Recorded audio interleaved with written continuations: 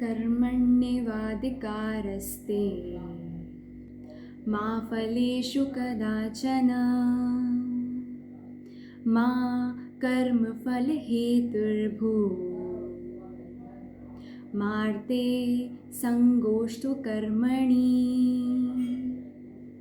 Hello friends, so I am your new friend Tanishka और आज मैं आपके साथ एक टॉपिक शेयर करने वाली हूँ और वो टॉपिक है श्रमदान।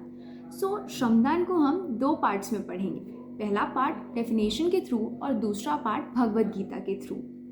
सो जो पहला पार्ट है वो ये आपको बताएगा कि श्रमदान की डेफिनेशन क्या है। सो श्रमदान बेसिकली इट मीन्स कर्म योग। इट कम्स अंडर कर्म योग क्योंकि वो काम से रिलेट करता है, फिजिकल एफर्ट से रिलेट करता है, इसलिए वो कर्म योग के अंदर आता है। ठीक है, श्रमदान काफ़ी बड़ा वर्ड हो गया है ना, इसको तोड़ देते हैं।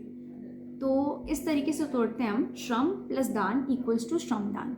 तो श्रम का मतलब होता है वर्क या लेबर और दान का मतलब होता है डोनेशन, और ऐसे मिलकर बनता है श्रमदान। तो श्रमदान की एक डेफिनेशन डिफाइंड है और वो ये है, श्रमदान means a voluntary contribution by the person towards community welfare involving physical effort.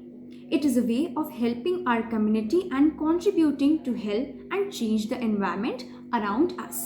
तो इसकी डेफिनेशन हुई और ये सिंपल सी डेफिनेशन यही बताती है कि हमें कम्युनिटी वेलफेयर के लिए फिजिकल एफर्ट लगाने होते हैं और उसी को श्रमदान कहते हैं। बट श्रमदान आज का कोई न्यू वर्ड नहीं है, ये प्री हिस्ट्री में अगर हम जाके देखें तो श्रमदान की बहुत ज़्यादा इम्पोर्टेंस थी हमारे भारत में।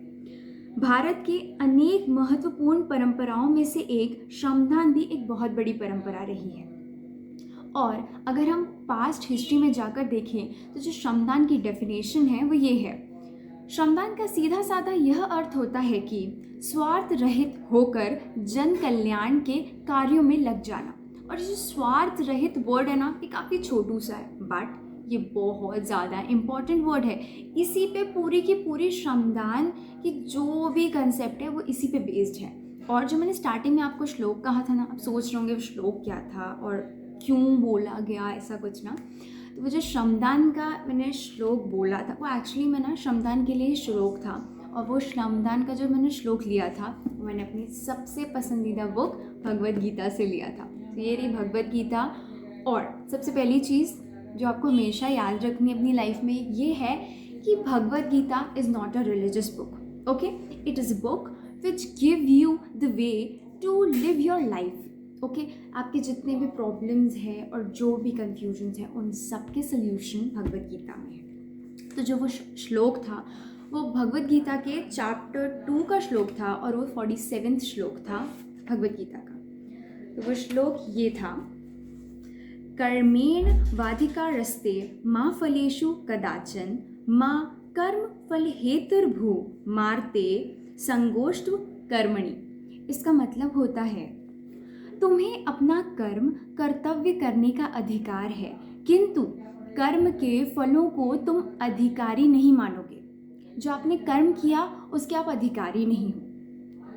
तुम न तो कभी अपने आप को उस कर्म के फलों का कारण मानोगे और ना ही उस कर्म से आसक्त हो जाओगे।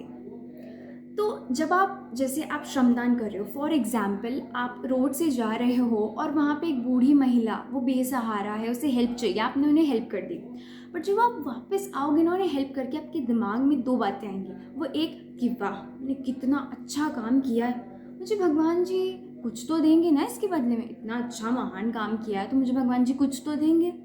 ठीक है, तो हम ना क्या करेंगे, हम उसके फल, हम एक्सपेक्टेशंस करना स्टार्ट कर देंगे, यार मुझे भी तो कुछ मिलेगा, मैंने इतना अच्छा काम किया, मैंने एक वृद्ध महिला की हेल्प करी। ठीक है, पहली बात। और जो दूसरी, आसक्त वर्ड का मतलब ही यही होता है अटैचमेंट। ठीक है, हम उससे अटैच नहीं हो जाएंगे, मतलब कि मैंने किया, मैं नहीं होता तो कौन करता, और तो कोई वहाँ था ही नहीं, मेरे अलावा तो और कोई कर ही नहीं सकता था, सिर्फ मैं ही था जो कर सकता था। इसका जो मीनिंग है वो हम एक बार इंग्लिश में सुनते हैं, वो ये है, you have a right to perform your prescribed duties but you are not entitled to the fruits of your action. Fruits, फल, expectations, okay. Never consider yourself to be the cause of the results of your activities, nor be attached to inaction. Inaction आसक्त हो जाना. Okay? आप कभी भी ये मत सोचना कि सिर्फ मैंने किया, और आप ये कभी मत सोचना कि जो हुआ वो मैंने तो कर दिया, अब इसका मुझे फल भी मिलेगा. मैंने अच्छा काम किया तो मेरे साथ भी तो कुछ अच्छा होना चाहिए. यह हमें नहीं सोचना है. Give up the pride of doership. Do not be attached to inaction. Okay. और भगवद गीता में कृष्ण ने भी यही कहा है, becoming attached to inaction is never the solution and it clearly condemned by Shri Krishna in Bhagavad Gita.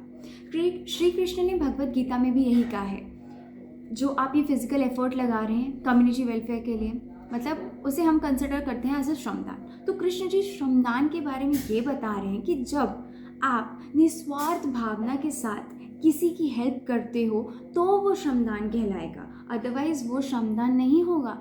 आपने अपने मतलब के लिए किसी दूसरे की मदद करी है, उसमें आपका स्वार्थ छुपा है, तो वो श्रमदान नहीं होता. श्रमदान की क्लियरली डेफिनेशन यही है कि आपको स्वार्थ रहित होकर ही कोई वर्क करना है. ओके. मैंने ये श्रमदान का टॉपिक भगवद गीता से इसलिए रिलेट किया था क्योंकि Bhagavad Gita is a book which will tell you the solution of your problems. आपके जो भी प्रॉब्लम्स हैं, जो भी बहुत सारे कंसेप्ट्स हैं जो आपको क्लियर नहीं होते, वो भगवद गीता ईजिली आपको पढ़ाएगी. अगर हम श्रमदान as a textbook, like as a chapter, as a lesson पढ़ते तो हमें कभी नहीं समझ आता. हम आज पढ़ते हम कल भूल जाते हैं. बट अगर हम उसे इस तरीके से रिलेट करते हुए पढ़ेंगे तो हम कभी भी नहीं भूलेंगे. मैंने भी कभी भगवद गीता ऐसे नहीं पढ़ी as a chapter, first chapter, second chapter. इसमें चैप्टर्स दिए, 18 चैप्टर्स होते हैं इसमें, बट मैंने कभी एज अ चैप्टर नहीं पढ़ा. मैंने कोई भी रैंडमली पेज खेला, उसमें जो श्लोक था मैंने उसे पढ़ा और मुझे वो समझ आया नहीं आया बस मैंने पढ़ लिया. नेक्स्ट डे फिर उसे पढ़ा, अगर मुझे नहीं समझ आया. इससे मेरी क्रिएटिविटी बढ़ी. लाइक अभी मैंने श्रमदान की डेफिनेशन बनाई, थोड़ा बोरिंग था, बट उसके बाद मैंने इसे रिलेट किया तो ये थोड़ा सा इंटरेस्टिंग बना. तो बस ये होता है श्रमदान. श्रमदान की डेफिनेशन ये थी, और श्रमदान हमारी लाइफ से फिजिकली और मेंटली कैसे कनेक्टेड होता है वो ये था. फिजिकल वर्क करके और मेंटली ये सोचकर कि हमें स्वार्थ रहित होकर ही किसी की हेल्प करनी है. हमें ये नहीं सोचना कि हमें भी कोई फल मिलेगा या फिर सिर्फ मैंने किया, ये बिल्कुल नहीं सोचना. सो अगर आपके कोई भी क्वेश्चंस है इससे रिलेटेड, या फिर कुछ भी ऐसा लग रहा है आपको कि आपको पूछना चाहिए या फिर कुछ भी, तो आप मुझे बिल्कुल बताना, मैं इसका आंसर दूंगी. और फिर हम और भी चैप्टर्स पढ़ेंगे गीता के, जिससे हमारा माइंड और क्रिएटिव बने और हम न्यू थिंग्स सीखें. Okay, bye friends.